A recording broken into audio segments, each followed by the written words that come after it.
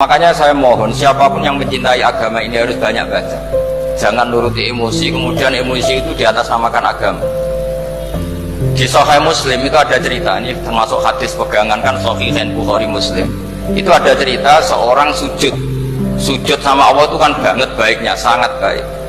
Kemudian yang sujud ini diinjek oleh pemuda yang nakal, diinjek.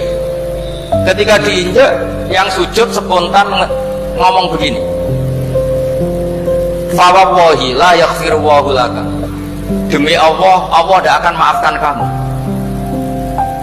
Di luar dugaan, tentu kalau nggak ada sanad, omongan ini normal karena nginjek orang apa? Sujud. Tapi di luar dugaan, Allah mewahyukan ke Nabi di zaman itu, disuruh bilang sama orang yang sujud itu, Allah ngendikan, manggalladzi yata'alla alayya alla aghfira li fulan faqad ghafartu lahu wa ahbattu amalah.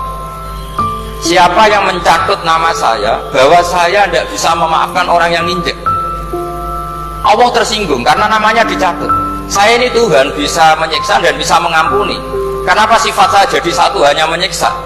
Sifat ampunan saya di mana? Itu kalau nggak sana tidak bisa.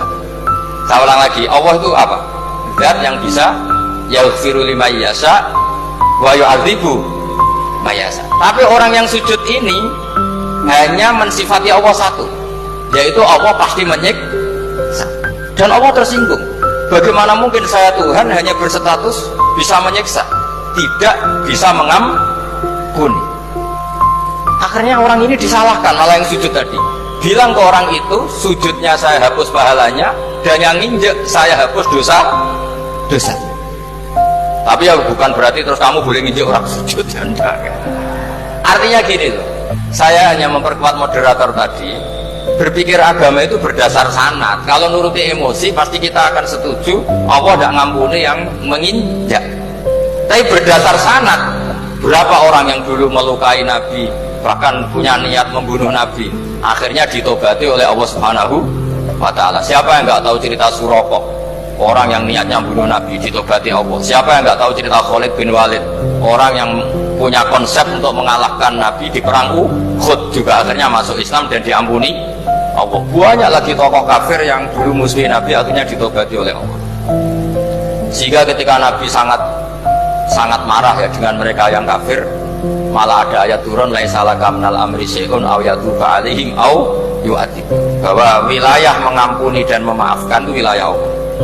Tentu kita secara syariat akan mengatakan yang nginjak itu salah, pasti itu. Kalau yang nginjak itu pasti salah, yang kafir pasti salah. Tapi jangan katakan kalau Allah tidak bisa menobati mereka. Lagi-lagi yang bisa mengertikan itu apa? Sanad.